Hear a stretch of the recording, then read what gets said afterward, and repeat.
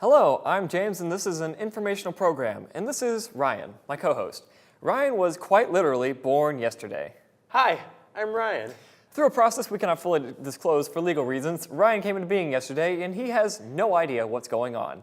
He, again, through a process we cannot fully disclose, has complete knowledge of the Oxford English Dictionary, as well as general sentence structure, and thus will understand almost everything I say, but will have no idea of the connotative meanings that we colloquially toss around about in our day-to-day. Isn't that right, Ryan? I'm not totally sure of what that last part meant, but I'm ready to learn.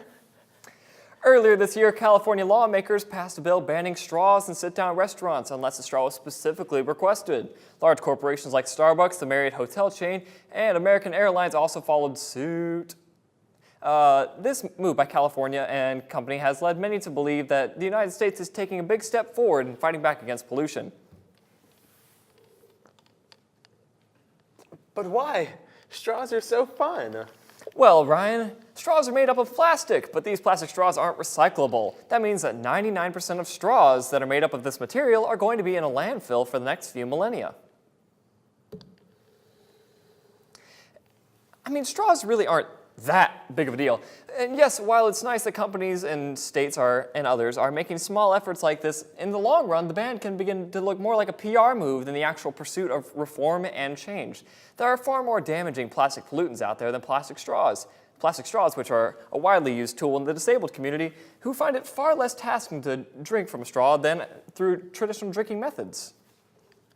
However, Coca-Cola bottles, or rather Coca-Cola and its subsidiaries bottles, are a problem that needs to be addressed immediately. Coca-Cola is in fact the biggest plastic polluter in the world.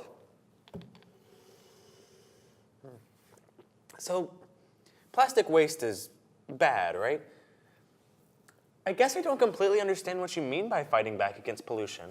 Well, Ryan, human beings are very wasteful. Americans in particular create an excess of waste because we buy and produce a lot of things that don't get used, reused, or recycled. And while things like plastic bottles are usually recyclable, only about 23% of those bottles do get recycled in the US. Then why do we use plastic? How come corporations don't reuse the bottles they already made? And why wouldn't restaurants just use non-disposable straws that could be washed and reused? They could even do the same things with their bottles. You have unintentionally segued perfectly into two important topics. Awesome. First of all, restaurants don't use bottles. Usually, they use higher quality plastic cups. They wash and rewash between customers' usage. And the concept of having a straw that you leave in your depleted drink at the end of a meal, or even a straw built into and adjoining the aforementioned cup, is not out of the realm of possibility. That was actually a very good idea, Ryan. Here's an avocado. Thanks. Oh, maybe I didn't think into this. Get him an apple or something. I don't want to get him a knife. Better. In regards to your initial point about why corporations use plastics instead of reusable bottles, they actually used to, but they don't anymore. From the early 20th century and all the way up until 2012, when Coca-Cola closed down its last bottle return station in Minnesota, all the major soda manufacturers had a bottle refund program that incentivized consumers to bring their glass bottles back to the manufacturers, and glass bottles were always the source of transportation for soda. And they would get a few cents in return. This program saved millions of bottles from being sent to landfills for decades, but the last bottle refund program for the US, as I said, has been discontinued. So, why don't they just bring it back? Well, Ryan, the production of cheap plastic bottles is just that, cheap. It's remarkably inexpensive to make plastic bottles and therefore highly lucrative, and glass bottles don't share that quality. However, glass bottles have maintained a certain iconography in the Coca-Cola advertisement world. Santa himself is seen drinking from one in all of their Christmas advertisements. So Coca-Cola is obviously aware that people love glass bottles and that it would be better for the environment to produce them and reuse them, but they make an active choice not to, because money. Because money? Because money. I think I understand, but I don't feel right about all this. Don't corporations care about pollution and how that's affecting the planet or their customers? Or at least something besides money? If I owned Coca-Cola, I certainly would. That's very good of you, Ryan. But no, they really don't. At least the large megacorporations don't appear to. Yes, they're willing to concede on small things like plastic straws, but straws hardly make a dent on any billion-dollar company's bottom dollar. If anything, companies are probably saving money by not buying the straws in the first place. Unfortunately, for every being that lives on the planet Earth, corporations' movements towards sustainability in the United States in particular are almost never about environmentalism, but rather about good publicity and making more money. Wow. This is really difficult to process. I finished my apple and I'm still hungry. Can I have a banana or something? Actually, you won't want to eat that. Why not? It's a Chiquita banana.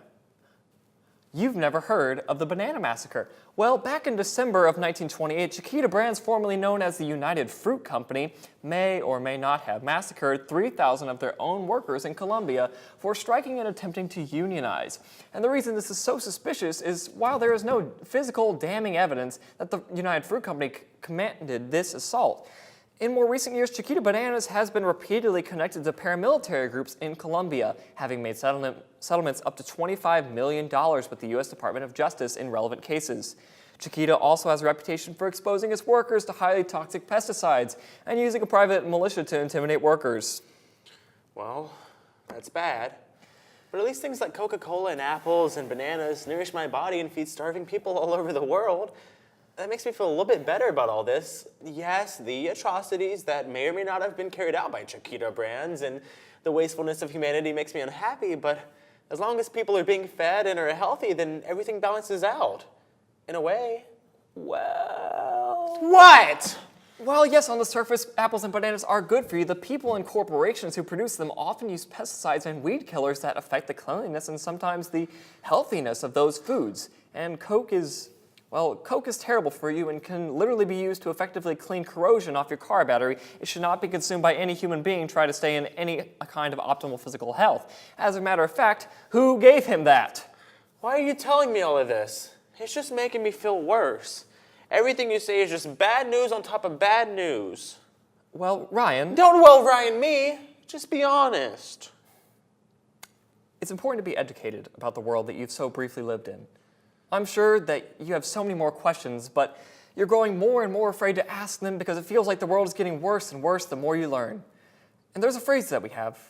It goes, ignorance is bliss. But I don't believe that bliss is what the world needs right now. The world needs information. It doesn't need fake news. Wait, fake news? I don't know. Not today, Ryan. Not today. The world needs to be educated. Through education, we can find this sought-after bliss through enlightenment. The evasion of concrete knowledge is not a sign of freedom, it's a sign of fear, and this is an understandable time in history to be afraid. But we can't, as human beings, be dominated by fear. We must learn and overcome. I get it. You told me about how we used to have a glass bottle return service, so I could mourn the loss of that service, but so I could know and be more responsible with my consumption and use of plastic bottles. You're teaching me reasons I need to take action, not things I should be idly upset about. I feel a lot better. Thank you, James. I know I still have a lot to learn, but I think my journey towards becoming more informed about the more horrible things on Earth so I can become a better, more knowledgeable person that takes action in their life rather than sitting by feeling sorry for the world. I'm glad. But for now, Ryan, you've learned what you needed to learn. Bring in the next one.